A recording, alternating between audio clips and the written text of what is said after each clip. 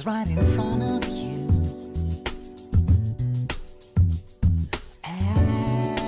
Everything that you can give will only be returned to you. Have you ever felt the sunset? It's full of hope and answers. Let yourself go free and be drawn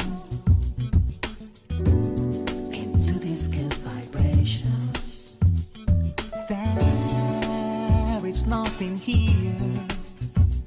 It's not in constant change. Constant change.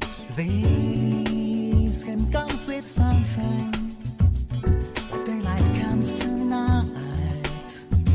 Nighttime. Have you ever felt the sunset? It's full of hope and answers. Let yourself go free and be drawn into these good vibrations.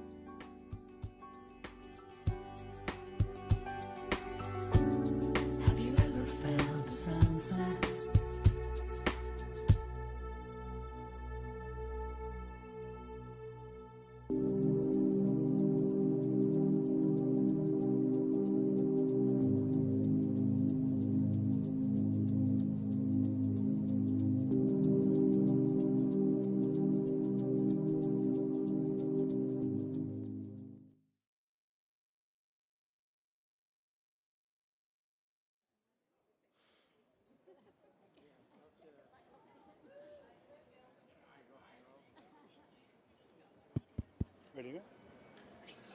Thanks, everyone. My name is Theo Guskos. I'm the Managing Director of Green Shoot Consulting. Is it close?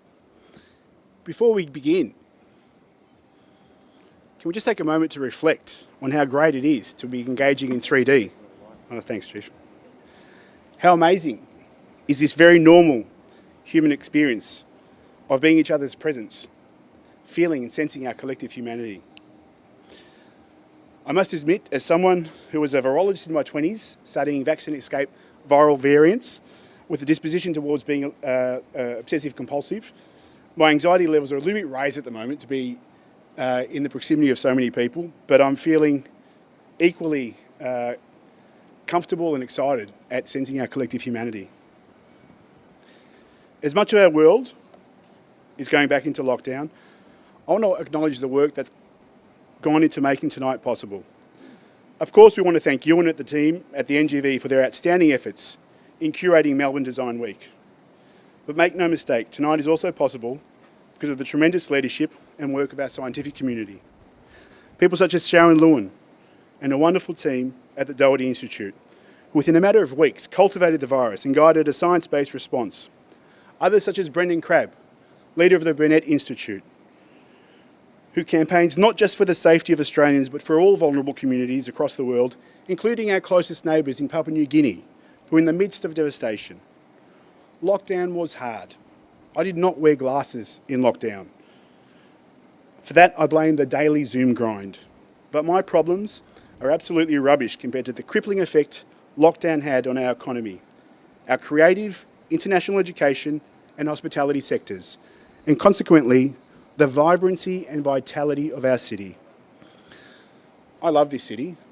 As many of you may have ascertained by the number of O's and S's in my name, I have Greek heritage. My family migrated here in the 1950s. They lived in 8 Gertrude Street, opening and operating cafes in that street, a hairdressing salon in that street throughout the 60s, 70s and 80s. It was there that my family also forged a connection with our First Peoples. In the 1960s, my mother and her 3 sisters witnessed the conversations that would happen around the knowledge tree on their way to the Carlton Gardens Primary School. In the 70s, Auntie Caroline Briggs would get her haircut at my auntie's hairdressing salon. I'd be on the floor, and she described to me recently that this was a refuge for women at the time, when Gertrude Street was very different to the street that it is now. Knowing where we have come from is critical to understanding our present and designing our future world. Last week, Greece celebrated 200 years of independence from over 400 years of foreign occupation. The Australian government graciously marked this moment by projecting the Greek flag onto the Sydney Opera House. The Greek flag is characterised by a cross in the left-hand corner and 9 blue and white stripes that symbolise eleftheria I thanatos, freedom or death. This sat with me. It struck me that we were able to make this nationwide gesture, honouring our Greek community and its history, yet here we are, in 2021, and as a nation, we have failed to recognise in our Constitution the very people that we hear first. For generations, we have failed to fully embrace the richness and diversity of our First People, and we only now beginning to understand the richness of their knowledge systems that have been handed down for millennia. For generations, we have failed to listen to what they have always known. Contemporaneous notions of time, past, present and future are being explored in parallel conversations about quantum entanglement and what Einstein first described as spooky action at a distance. The philosophical underpinnings of connection to country are grounded in an implicit understanding that an anthropocentric worldview or decision-making framework is fraught. We are now beginning to listen to what they have always known. Ross mentioned on opening night why we are doing this is a given. So we need to focus on what we are doing and how we are doing it. But I imagine by now many of you might be asking, what on earth is this ex-virologist with really terrible career timing doing within a sea of brilliant architects? And what is this to do with transport? For that reason, I think it's important to tell you why Green Shoot Consulting is involved, beyond Ross just asking us to get amongst it. We believe that learning happens when you listen deeply, and we've had the great privilege of listening to our traditional owners almost weekly in the work that we do. We think acknowledging our traditional owners is important, but folks, it falls way short of the mark. In the Welcomes to Country that I and many of you have received, and indeed experienced, we are told of the laws of Bunjil, the Creator. Firstly, that when on country, we've got a responsibility for the knowledge that is shared with us by our traditional owners. And secondly, that we have a responsibility to do no harm to country. We take this responsibility seriously, and we commit to putting it to practice in what we do and how we do it as part of designing the future that we want to see. At Green Shoot, we use design to solve complex problems across a variety of sectors, and here we are seeking to explore just what is possible when we take this simple yet powerful principle of caring for country to electrifying the transport system. By doing this, we as a team are seeking to recognise the richness of our First Peoples and their knowledge systems in designing a future that we can all be part of. But now let's focus on the what and how. 3 speakers from 3 firms describing what is possible when we collectively seek to come with purpose and care for country. Our first speaker today is Alison Potter from Grimshaw.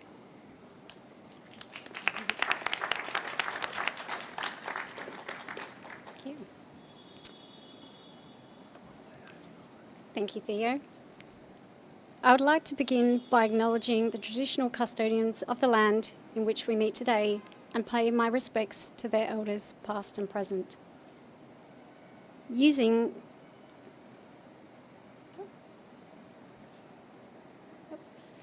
the principle of caring for country is as much about designing our collective future as it is about understanding our past. It is a principle that may finally provide the impetus to ensure that the electric vehicle becomes a permanent fixture of our driving future, a future that anchors in country. It is intriguing to first reflect upon our past. Electric vehicles were there in the very beginning. They were marketed as preferable for women because early gasoline cars required more strength to crank than most women possess. They were seen as less complicated and less prone to mechanical failures. Interestingly also, electric vehicles were marketed via shared ownership models, whereas petrol cars, also cheaper to run, gained traction through their ability to be personally owned. Very quickly, petrol cars took a hold of the market and were mass-produced across the globe and in Australia. Cars have also had an impact on the patterning of our cities. Our exhibition showcases the manipulation of the natural landscape over time here in Melbourne and how it has been changed for an idea of what a city should be. When we chose to bring life back to the city, it was too late. The personal reliance on the private vehicle was already well established. Our urban areas and its air quality now competes with petrol cars, car parks and petrol stations. Right now in Australia, electric vehicles make up just 0.75% of new car purchases, whilst in the UK, this is just over 10%, and in Norway, 76%. There are, of course, many factors at play for why Australia is falling behind, including proactive government mandates and targets set by other advancing countries, and a growing supply chain of EVs which are being channelled into these markets. The other side to this conversation is recognising the transition that our transportation and energy networks are going through. They play a key role in supporting this transition to e-vehicles, and as Melbourne shifts to a polycentric city and a 20-minute neighbourhood model, there is an opportunity to rethink transport and energy networks and how e-vehicles can become part of this interconnected network of integrated energy assets. It is not a matter of how or if. It is when we see when we see fully electric cars in every street and every driveway. However, if we do not intervene now, we know that we will remain at the bottom of the e-vehicle food chain. We see the national employment and innovation clusters, shown here in yellow, as key opportunities to demonstrate leadership in this space in Victoria and to play a significant role in the acceleration of this transformation, bringing government, industry and research together to showcase the possibility of this technology that we know is being rapidly deployed in other cities around the globe. We wish to promote Melbourne as a leader, as it has been in the past, in the field of automotive innovation and excellence. We wish to see this contribute directly to local jobs and to support the growth of local skills and businesses. We estimate this shift will create around 600 million in healthcare savings and 1.4 billion in fuel savings every year. We want to explore the opportunities of soon-to-be redundant infrastructure in creating these new hubs. We're looking to repurpose existing infrastructure and use sites that have already been disturbed. We want to create a new network of mobility and energy hubs that are integrated into the communities around them. Electric car conversions are a critical part of the e-vehicle transition. We cannot overlook our current waste statistics. 500,000 cars are removed from the road every year, and 100,000 tonnes of waste to recycle, repurpose, or dispose of in landfill. Not to mention, these vehicles are being shipped in from other parts around the world. We would like to make car conversions mainstream and affordable. We are starting to see this happen in other countries. This is why we've been working closely with Dave from Jaunt Motors, who is here tonight, to understand some of the current challenges in upscaling and commercialising car conversions here. We know that part of the unique challenge in Australia is a lack of existing old EVs, more costly labour, stringent safety and compliance around car registration. Of course, we would not wish to change those last 2 points. These car conversion centres would run off clean energy, such as solar power, and be integrated into a resource recovery network which would create a circular economy for EVs, enabling them to be continually repurposed and recycled for future conversions, ultimately making them more affordable and more accessible. We are seeking to alter our relationship with our personal vehicles. It is as much about creating a dialogue about what our personal vehicles can do for us, ultimately turning them from being consumers to producers and able to play a very different role in our cities and in our daily lives. We are designing solutions across different scales with diverse investment opportunities. At the home or personal scale, this is about implementing vehicle-to-grid technology. But what if cars can be an extension of ourselves? Imagine our cars telling us when we are too unwell to drive or if we were too tired. At the collective or building scale, this is about implementing energy exchange, car share, and car maintenance workshops. Imagine if our car parks were places for sharing energy, helping each other with DIY maintenance, and sharing our vehicles with each other. At the community or precinct scale, this is about considering full integration of energy exchange and conversion hubs being combined with resource recovery and community facilities. Imagine if our petrol stations became electric charging centres, complete with co-working, shopping facilities, medical centres, and even living. At the city or innovation district scale, this is about full transformation and leadership being placed on display for the public and creating an activated hub for teaching, learning and research to fuel this transition in the rapid way we require. In many ways, we feel this is the best place to start.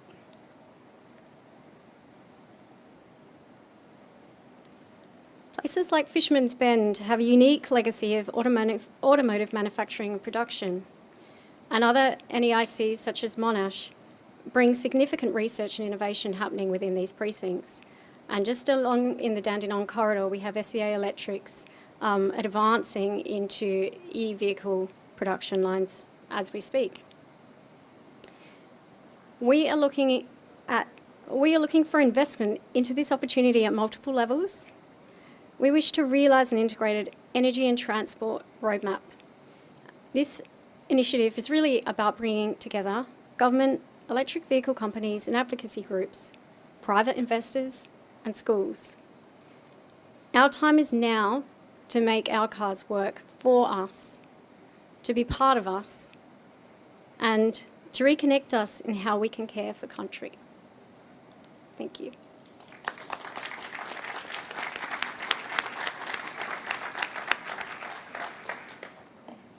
Thanks, Alison. Terrific.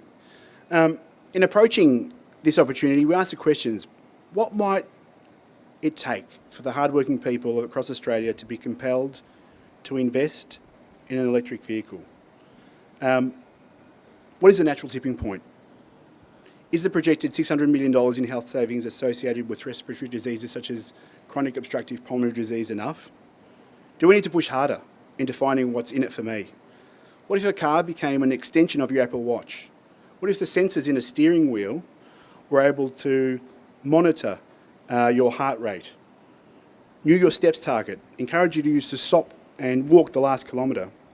What if car conversion meant that the sensors could detect fragments of virus, coronavirus, and prevent a transmission in the workplace or at the supermarket, helping keeping our cities open for longer, businesses going? What if being able to measure your health drove down insurance? Would that be enough? We don't have the answers. We have heaps of questions. We are motivated to create this pilot site that Alison has referred to explore these questions and others as we design the future that we want to have. Next, I'd like to welcome Adele Wintridge from Foolscap to talk us through electrifying trains. Thanks, Theo. I'd like to start. I respectfully acknowledge the elders past and present and emerging of the Wurundjeri people of the Kulin Nation on whose lands we live and work. Like Theo, I'm also overwhelmed by the creativity and energy coming out of the darkness that has been COVID for the past year. It's like the city has woken up from a slumber of sorts, and now is the perfect time to harness this creative energy and place it where it can really make a difference. Recently, I rewatched the Greta Thunberg talk, TEDx Stockholm talk from 2018. For me, the burning message from this was that rapid change is required. How can we expedite or accelerate this issue from just conversation to action? She says, what we do, or more importantly, what we don't do now, will affect future generations, and that the climate crisis has already been solved. We already have the facts and the solutions. All we have to do is wake up and change. This is what a new normal is about. This is what tonight is about and this week is about. We have the tools and technology, and now we have to act and to normalise it. Foolscap are an interior architecture practice located in Melbourne and Sydney. Our mission for the last 10 years has been to develop places that bring people together and contribute to an environment's identity and purpose, and find better ways for humans to engage with our cities. Together with Finding Infinity over the last year, alongside the electrified transport mob, and as a part of a new normal, we have been working on a speculative idea that brings the existing rail infrastructure out of oblivion and breathes new life and purpose into these important mobile public spaces. Prior to COVID, air travel between Sydney and Melbourne was the second most frequented route in the world, at 54,000 flights per year. The aviation industry is said to contribute between 4 and 9% of the total climate change impact of humans, as flights produce greenhouse gases, mainly carbon dioxide from burning non-renewable fuels. The only current alternative form of public transport for this Sydney to Melbourne route would be via train. Trains are a more sustainable option for these long-distance trips. Trains produce fewer emissions than planes. They can use up to 50% less fuel than a plane for a similar length journey, and those emissions aren't released directly into the upper atmosphere, which is the important factor. The vast Australian landscape offers the perfect opportunity to make rail travel a reality, and this is currently happening across the globe. Trains have begun using renewable energy for power. This year, Germany, Britain, Italy and France will begin testing solar panels that are housed in train tracks, and that could eventually be trains' sole source of power. Electric trains in the Netherlands are powered 100% by wind energy. Trains in Belgium are running in part on solar power. In Australia, the XPT trains have been travelling from Sydney to Melbourne since 1981, and were initially high speed and the best technology available to us. These trains are now up to 37 years old and run on diesel-electric power. Diesel trains' carbon emissions can be twice those of electric ones. Melbourne and New South Wales has had electric suburban system running since 1919, but not for these longer distance trips. These trains are old, tired and slow, taking up to 11 hours, stopping through many regional towns, and are far from an inspiring way of travelling. We have the technology, we've had it for 100 years. Our aim is by 2030 to work together with the right partners to provide a legitimate electric alternative to air travel. Our proposal is not only about the technology, but probably more so about the opportunities that rail offers. This form of travel is not only sustainably viable, but relaxing, safe, convenient, cost-effective, and way more fun. We believe that design can make a big difference here. We can repurpose existing rail infrastructure to connect Australia's largest urban centres, Melbourne, Sydney, Brisbane, Adelaide. Through great design, we can create demand for trains, improve efficiency, and have fun doing it. Our proposal recognises that today's world is a ceaseless rush.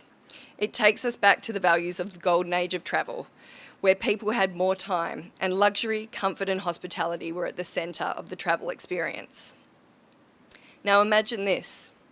Your day would begin catching a suburban train into Southern Cross Station. From there, your newly refurbished XPT train glides into the station. No need to go through extensive security points, no need to gobble down breakfast while running to make a flight. This train is on time, and so are you. Once you've boarded the train, you pop your luggage into a larger locker that you use your phone to secure. You move through a spacious cabin to your generous reclining seat and settle into the 5-hour journey to Sydney. You connect your laptop to the Wi-Fi and get some morning emails punched out while the breakfast trolley moves by with fresh pastries from Baker de Chirico and coffee from Market Lane. You take a Zoom meeting in one of the telephone booths available in your carriage. After morning tea, the train is well on its way to Sydney. You know that some of your colleagues are further up the train as you have full mobile coverage. So you decide to stretch your legs and head towards the cafe cart. As you make your way through the carriages, you notice how different this train really is. There are meeting booths and acoustically separated areas for group meetings, gym facilities. You also notice there are sleeper carriages for longer trips beyond Sydney. There is bike and surfboard storage, and you can even bring your pet. Once you get to the cafe car, it's bustling with energy and life. You see your colleagues and head to the booth they're in. They mention that on the return trip, there is a band playing in the bar cart and that you'll meet there for a drink around 7 p.m. You grab your lunch while you were there and a selection of some of the best hospitality venues in Sydney and Melbourne. On your way back to your seat, you freshen up in the fully equipped bathrooms and head back to finalise work in the final hour of the trip. You print off some last-minute material at the print station. As you glide into Central Station, you feel refreshed, relaxed, on time and prepared for your meeting, looking forward to the return trip. Personally, I've done the Melbourne to Sydney flight innumerable times, as most of you would have. We've experienced the time wasted in commute and the impact the traffic and flight delays can have on our day, as well as the strain that puts on wellness and productivity. In addition to solving these pragmatic issues, let's look at this through a marketing lens. The train could provide immeasurable value to brand Melbourne, Sydney, and even brand Australia. Australia's version of Japan's Shinkansen. This proposition is within our reach. It would see an adaptive reuse of old carriages as they are stripped down to their shell before being repurposed as mobile co-working, hospitality and wellness destinations. We think the opportunities are endless. We've included a cafe, restaurant, bar, lounge, gym, co-working facilities. to celebrate the rich hospitality cultures of our cities. The result, a reimagining of the past to create future-forward travel experiences in convivial, relaxed style that provide a more sustainable, enticing and fun alternative to interstate aviation travel. Eat, don't slap. Eat, sleep, relax, repeat. Let's make the journey the destination. Thank you.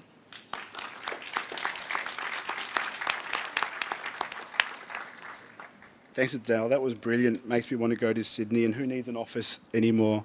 There's a third dimension to this work, and that is storage. Whilst user experience matters, so does energy storage. And here I'd like to invite David Harrop from the terrific team at Hassel to share with us his idea.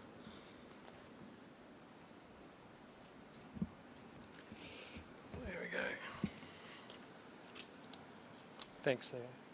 So I'm David Harrop from Hassel, and I'd also like to start by thanking the traditional owners of this land, past, present and future.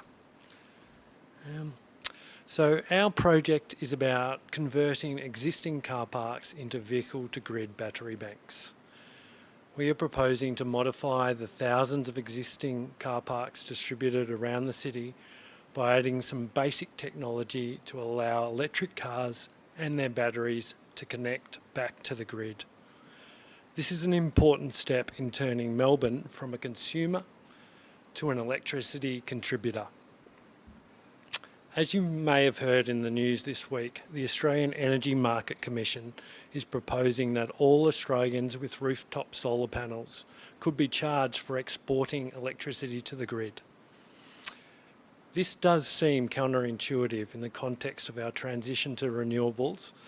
However, it does highlight a very important issue.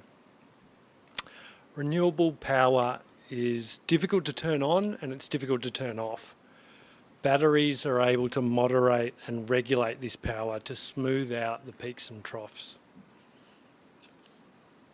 One option to create this smoothing is to use centralised battery banks like the Hornsdale Power Reserve in Adelaide. This is also known as the Tesla battery that many of you are aware of. And this model, it's effective and it's worked well for South Australia, which is now powered by over 60% renewable energy. For the rest of Australia, scaling these type of centralised systems is difficult. It can be expensive and it's potentially unnecessary. That's where vehicle-to-grid technology plugs in. A study by the Lawrence Berkeley National Laboratory in California shows that using the batteries of 1.5 million electric vehicles mandated in California by 2025 as battery banks would eliminate the need to build stationary and grid storage altogether. Nissan Australia have been trialling using its Leaf model as a vehicle-to-home and a vehicle-to-grid battery storage, and that's happening right here at the moment. For me personally, that aspect is a game changer. It is one thing to drive a non-polluting electric car around, but it is another thing altogether for my battery to contribute to powering the sustainability of the city. I have a 4 kilowatt hour solar panel system on my roof at home, and for 8 months of the year, they produce more energy than my family uses. Currently, I sell the excess back to the grid. But my next car, if it has vehicle-to-grid technology, it'll allow me to harness and monetize the excess power with an energy management system. When I drive to work or a train station car park, the batteries will link into the grid and recharge or discharge in response to my personal energy requirements and the demands of the broader grid. And when this happens, my car goes from being a consuming polluter to a contributor to the health of the city. And I think this transition is what we should be really excited about. Hearing about what Theo's talking about, care for country, sustainability, An electrified transport system um, allows us to connect back to the network, and in doing this, I think it contributes to our sense of place or our connection to place. And I think that's something that, feeling guilty about driving a car just doesn't work for us at the moment. And the other thing to note is that it's just not that hard to do. This technology exists, and in fact, we've done it out the back here just in the last couple of weeks. We've taken batteries out of 2 Nissan Leafs and connected them to the solar panels that you can see all up around us.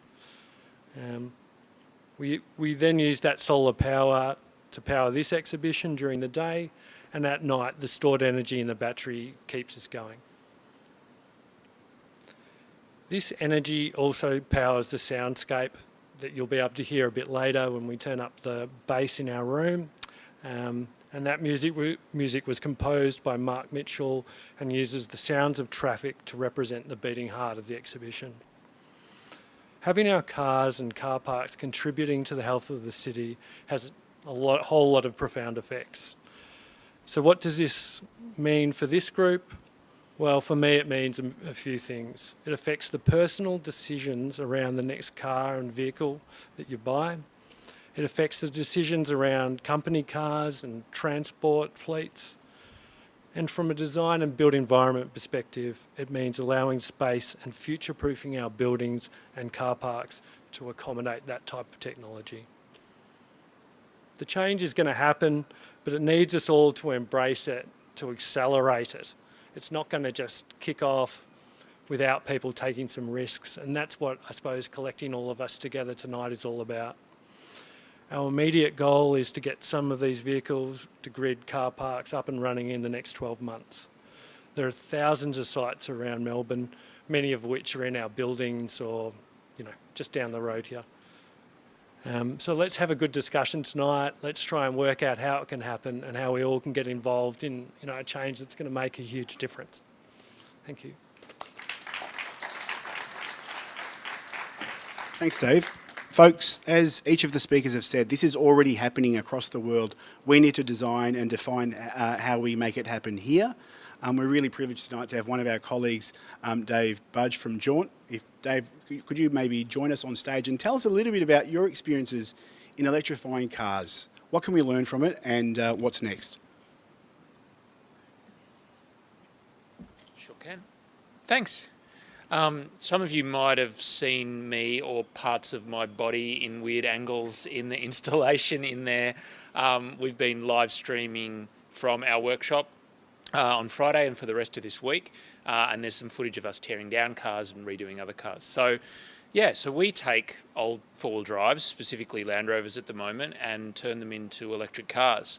And I guess we came at this from a point of view where it was, a personal problem, and what we felt was perhaps a societal problem as well. So personally, I just wanted to drive in the bush in silence and hear the wind, hear the birds, hear the crunch of leaves, and a lot of people here tonight have talked about belonging and a sense of country and a sense of place, and that was really our motivation, was what can we do to create a vehicle that we felt like belongs. And this is what we sort of talk about internally and we don't go out to market with, but it's really what drives us is if we can take a vehicle that has a history to a place, to a landscape, it built this thing, it worked on this farm, it did that it's got its own personal story. And it also fits in with the Australian landscape. These old four-wheel drives obviously can get places that we still need four-wheel drives to get to. But it's also something that we think can then be transformed into something that belongs for another 50 years, so that it can be powered off a solar array like this. It can, not pollute the environment that it's in, whether that's through carbon, whether that's through noise, whether that's through heat. There's so many other benefits. So these were the things that kind of, drove us to do that internally. But the big thing was also that it was cool and it was fun and it was a car that people wanted. And I think that's been a big driver for us and a hope for us that we'd see the acceptance in market for that kind of thing. So if you don't know them, like real boxy old four-wheel drives that you can paint in amazing colours, and they don't really look like modern cars. And I think a big thing about that is as cars get more, platforms for cars get more global and more standardised, they become more samey. And there's good and bad things for that. And one of our members of our team, they have a thing where they'll say, and it doesn't really work now after COVID because we haven't really taken Ubers anymore, but it was like, tell me the make and model of the last 5 Ubers that you went in. And no one can really answer that because they were all kind of the same generic car, which is good in one way, that cars have become an appliance because you can build them more efficiently and do all these things, but it's also very boring. And I think that one of the downsides for us that we felt was that things like car share and GoGet and FlexiCar and all these amazing things haven't really taken off as much as you'd want them to, particularly in the inner city, because, well, if you're always getting in a generic kind of Korean SUV, why not own one yourself? It doesn't really matter. But what I think EV conversions can do is open up a world of transport that is just not appropriate for most people most of the time. We talked about, Alison talked about electric cars when they were first introduced 100 years ago being marketed to women because they were less complex and more reliable. That's still the case, particularly when you're talking about any car sort of pre-mid-80s, really. So having a vehicle that can have the personality, the look that you want, that suits you, and cars are very much an emotional choice, is something that by electric conversion, you're able to bring that back. Any shape that you want, we can make a reliable and useful and efficient car out of it. And the big challenge we've seen, and there's mentioned it if you've got the book, and you can see a lot more details around this, around what's been going on around the world and the price points that conversions can happen. Now, we're building, in a conversion of a Land Rover there, we're really looking at, sort of $50,000, $60,000, $70,000, and that can double and triple depending on range and performance and other options. So it's an expensive process, but it's coming down all the time. And I think it's a big challenge and a big shift to think about transport and buying a car for yourself, and think about that total expense and think about that total cost of ownership and that return on investment. It's taken a long time for everyone to think about, there's some early adopters of, say, solar panels, but spending, 20 years ago, spending $30,000, $40,000 on solar and thinking that will pay off over however many years, that's a big thing. You just paid your electricity bill when it came. So that mindset shift of just buying, I guess, all the petrol you're ever going to use and putting it in the form of batteries, all that energy at once, is a big mindset shift. But I think, we'll get there. And obviously we're seeing it in fleet transports. SEA was mentioned, who are building trucks here. Fleet managers can see that. They can open the spreadsheet and go, yep, this truck, this bus, this van makes sense for the next 5 years if we're powering it with renewable energy. But we've got to think like that as consumers as well, and so make that investment. And we've seen it. I'm kind of a biased person in this, and I have a biased viewpoint because everyone we talk to I'm talking to people who are buying electric cars, but it's people who are thinking, I don't ever want to buy another internal combustion car. My next car is going to be electric, and I want it to be a car that I'm going to keep for a very, very long time. And so that's what people are starting to think about, that vehicle as an investment. You're buying very reliable technology that can last a long time. There's, of course, a lot of, we're never going to build, with old Land Rovers, of course, we're not going to build the safest car on the road. We're not going to build the most advanced car on the road. There's caveats to that. But I think that cars can have different purposes. And if we've got other ways of, getting around the country, not everyone needs to drive. We're buying cars to travel, for that one time every 2 years where we drive 1,000 kilometres, where we should be thinking about what are the cars that we're buying for. I think the stats is the average Australian does 38 kilometres a day. So that fear of, well, I need at least 500, 800 kilometres of range in an EV, the reality doesn't bear that out. And when people have an EV, the very small percentage of people who do, then they realise that, well, I get in every morning and my car's fully charged because I left it plugged into the power point, because every power point is a charge station. So we've we've seen that, I guess we've seen, it's been really interesting through COVID to see a lot of people rethink their approach to ownership of anything, of what are they doing with their lives, how they're spending their time and money. And we were quite fearful that maybe start of COVID was, where were we going to go through that? What was going to happen? But we saw almost, more people. We saw an inrush of customers and inquiries based on people sort of starting to rethink things and how they want to work with transport, what they want to do. So we're very hopeful that our little team there can grow into, and we're kind of 10 people in a workshop in Williamstown, which is on one hand, we may be the largest electric vehicle or electric car conversion shop in the country, which is cool for me, but really sad at the same time. So I think that idea of having that scale and making that just getting it to understand that you can even do this. So we're not trying to talk to, I guess, a car enthusiast audience who's already thinking about putting, engine swapping cars, which is something people have been doing forever. The idea that you can convert a car to an electric vehicle, and you can do it well and make it a better car and a simpler car and an easier car that's easier to drive, is something that 99.9% of people have no idea is even possible. So just getting that out there, and that's why we wanted to start with quite an iconic car. We can paint in bright colours and we can put in cool places, and a lot of our vehicles are going to tourism spots and different things, and you'll see them around. So I think that just that awareness has been our big focus. We're building a niche product for a niche audience, sure, but through that we can create awareness and excitement and enthusiasm that, well, if that can be electric, well then anything can be electric. So yeah, thanks. Excellent. Thank you very much, Dave. That was really, really tremendous. We've had a conversation tonight about the what and how, but we recognise a wonderful captive audience with lots of decision makers and people that can help us bring this idea to life. And I'm sure that the question that you're asking yourselves is how much. And as part of that response, I'd like to invite Ross Harding onto the stage to give us the rundown. Cool.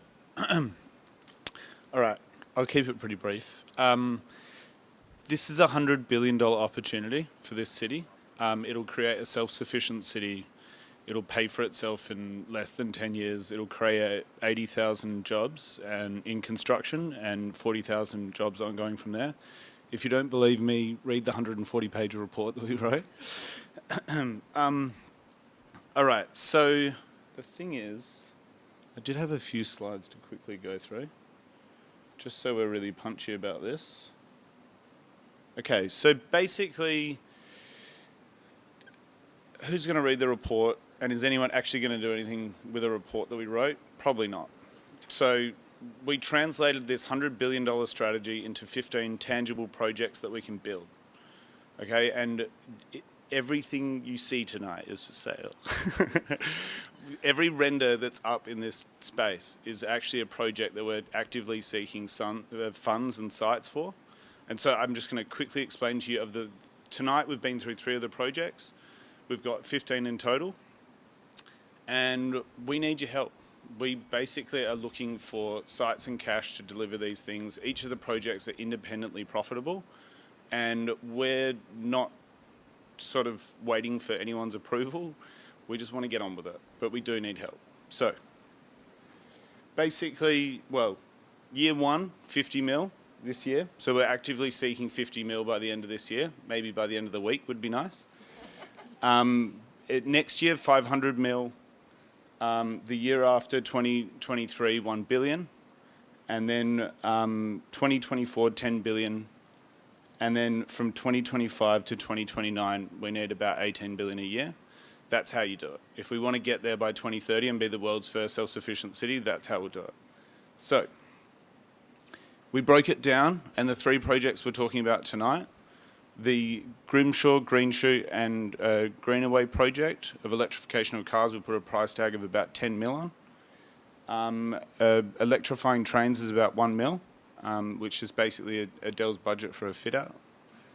We need a train. And we need a train. And then for 100 vehicle to grid charging stations in a car park, we need a car park. and basically that allows for a fit-out budget as well. So to be really specific and direct about it, that's what we're looking for, and we're on a mission and we need your help. Thanks. Thanks, Ross. Folks, about 18 months ago, we were invited to a dinner at Ross's house. Unbeknownst to us, he had this plan, this idea to launch this vision to transform Melbourne from a consumer into a producer. It started off with a couple of people working over a couple of years in a room. It extended to 15 architectural practices and one strange sort of consulting firm. But we're here tonight to work out how we can encourage others to be part of this. And it needs and it requires a joint solution. We must expand our circle. And to tell us more about this purpose and our role, I'd like to introduce my good friend and colleague, Jefa Greenaway, who will be bringing it home. Thanks,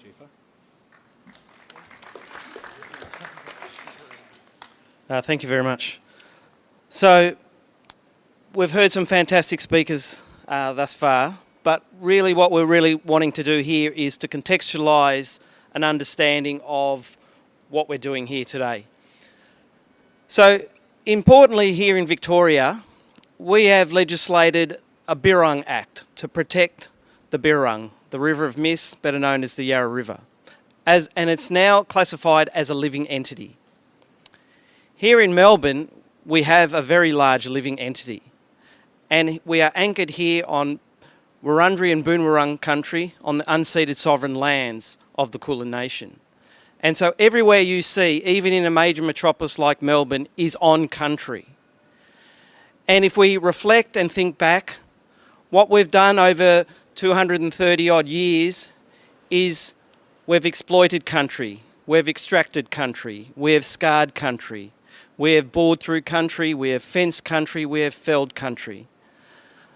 And the blood of Indigenous people are stained in country. But more importantly, we're seeking to change this paradigm of how we've engaged with country. And we're wanting to care for country. We're also wanting to understand the role and the contribution of the built environment disciplines to be part of the solution. And importantly too, what we're wanting to do is we're wanting to restore country. We want to regenerate country. We want to focus on healing country. And this is no selfless act, because what we're enabling us to do through these initiatives is to really focus on the opportunity of how we can all contribute and pull together and understand that we need to move beyond the ideology and move to meaningful action. And so we need your contribution as partners and collaborators in this effort. And when we start to think about this, it becomes a moment where we can engage meaningfully with country and understand that it's based on 67,000 years of knowledge and wisdom. And so embedded within culture is knowledge. So drawing on Indigenous knowledge systems is the way in which I seek to sort of contribute into this initiative as an Indigenous architect. And so as part of Greenaway Architects, what we seek to do constantly is focus on a number of key and important pillars of people, purpose and place. So why are we doing this? This is all about people. This is a people strategy. And when we improve the lot of people and when we start to heal and when we start to think about health and well-being, it is to the betterment of people. And the purpose is quite fundamental here. So the idea of how we can start to engage and connect is really significant. So transport is a means of connection. So back in the day, we used the scar tree as a metaphor, if you will. So we would not cut down the tree to remove the bark to make a canoe. We would only remove that which we need. And so that significant act is a sustainable ecological act. And so what we're seeking to do here is to embed as core to the way in which we practice sustainable practice throughout all phases of the process and the journey of design. And so design becomes an enabler, and it becomes an enabler to ensure that we meet our goals and our aspirations, but also to understand that we operate within a social license and a social contract. And so we need the City of Melbourne to come on this journey with us. We need the Office of the Government Architects to come with us on this journey and to contribute and to partner with us. We need organisations and the commercial sector to come on board. We need the Fisherman's Bend Authority to come on board. We need some sites to activate some of these initiatives. And so what we can start to do is move beyond, putting together another report that sits on a shelf to actually take some fundamental actions. And so the time is now. The time is now to act and to contribute and to forge a pathway together as we start to really look at the opportunities here. And so we heard the importance of transport. Transport is the way in which we connect people. Why do we want a car? Why do we want a train? Why do we want a plane? So we can connect with family, to connect to country, to connect to the places that we seek to go. And so that is a really important understanding of how we start to anchor in it. But importantly also we understand that the role of experience, the role of starting to harness the resources of the sun, for instance, as a vehicle to ultimately shift beyond a sort of consumer-driven model to one where we can start to produce a sustainable city. And so that is the challenge that we put out today. Through the New Normal initiative, we want to start to activate this. We want to have a conversation with you. We want to know what are the inhibitors to us meeting this aspiration. We want to hear from you and have a conversation and a dialogue so we can unpack those things which are precluding us to be able to take those next steps. So we invite you to have a conversation with everybody here today so as we can start to look at this new possibility. And so to sort of finish up, we often hear this term Wominjenka, Woiwurrung word. Most people think of it as simply meaning welcome, but it actually means come with purpose. So the purpose today is moving beyond simply an acknowledgement of country, an acknowledgement of the traditional owners, but to understand that there are systemic issues and challenges ahead of us. But ultimately what we want to do is we want to broaden the frame of reference. We want to think holistically. We want to think in an integrated way. We want to move beyond the silos and we want to start to take that next step. So with that, I'd like to say, Mariu Yanaya, go well. Thank you.